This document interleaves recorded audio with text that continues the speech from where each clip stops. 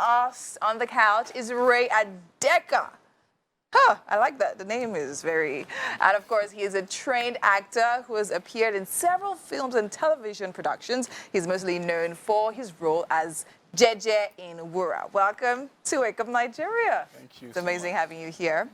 Yep. Okay, so let's talk about your role in Wura, and talk to us about the character Jeje. What's the character about? Okay, Jeje is a lot. Jeje is a lot of things. He's a loyal nephew to Wura, a defender of her empire. He's a lover and a lot of times a fighter. Lovers, not fighters. Always. Yeah, thank you very much. So, yeah, so Jeje, he's loyal. He's been through a lot in his life, so that informs a lot of things that he does and the decisions that he takes.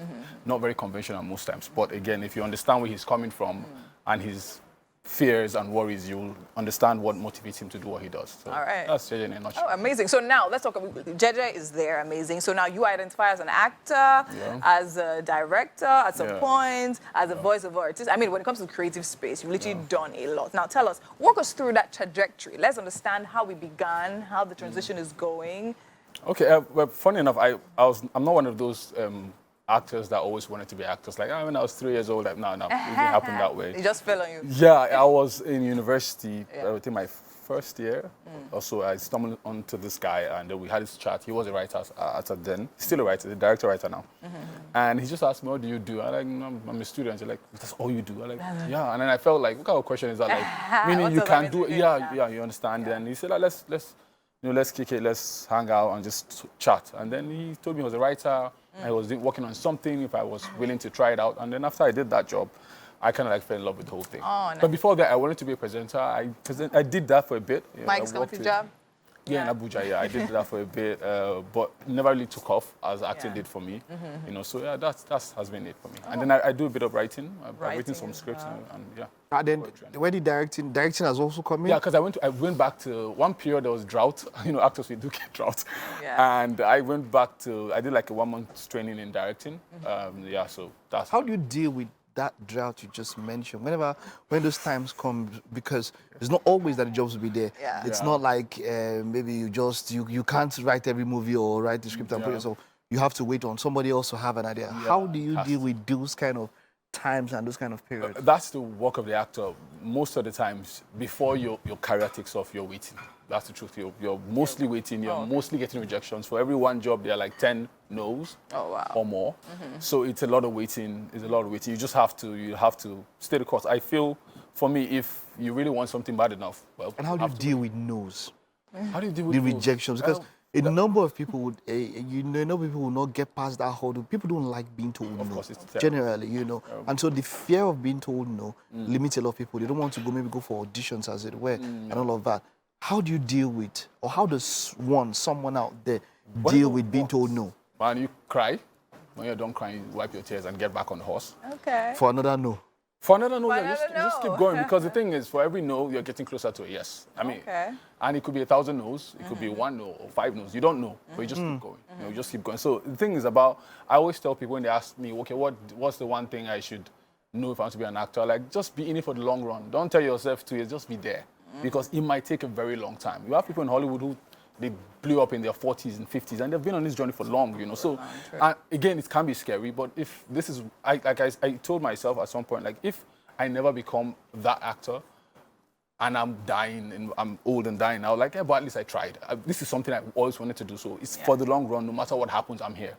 So it's not about I'm going to make it one day. Like, even if I don't make it, pursuing this dream is something that will give my life fulfillment, so I'm there. Amazing. So Richie actually had Rachel just on the couch, and it's funny, interesting to see she's actually on that shot as well. Okay, so now we're talking about being that actor. Now, what is your honest opinion about the Nigerian movie space? Considering the fact that, there are actors like you who are probably great at what you do you understand? And then several people, probably you talk about the drought you experience, and then you now see certain people on certain roles back to back to back to back. And sometimes you even feel like maybe they didn't deliver the role so well. You're like, have you been at that point where you're like, I can do this? Like, what's going on? What's your honest opinion? Well, the industry is bigger now than it used to. So there are bigger opportunities. So this is a very good time to be an actor in Nigeria.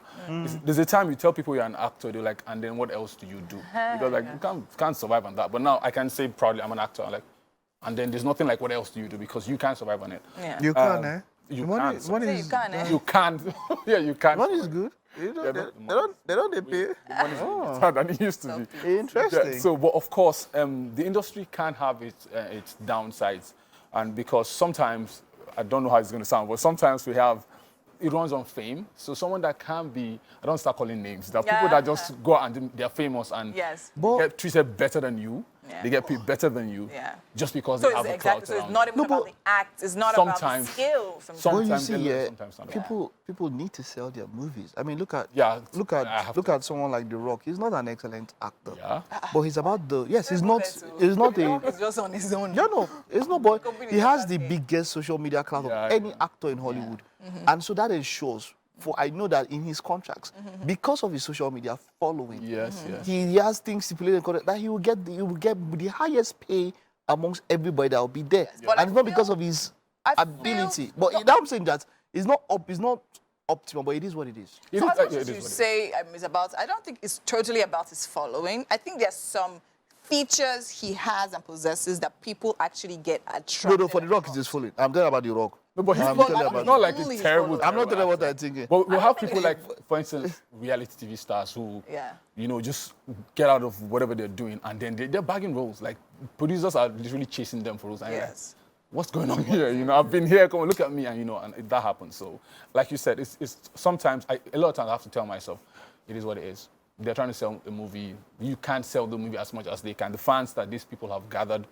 are willing to go all out to see their films, and maybe you don't have that yet. So So I'm talking about the fans they have gathered, and so sometimes it's something that happens based on the work they put in. Because looking you up wasn't so difficult, and I like that about the fact that I could just go on Google and literally just type Ray, and it's literally all over the place. Now, I think that's amazing. So now, 4 years ago was. So that's what I'm saying. So what efforts was it? Your personal efforts doing all of that, making sure your brand is consistent along blogs and easily findable on the internet? No, the thing is, I call them like crawlers. They go where the attention is.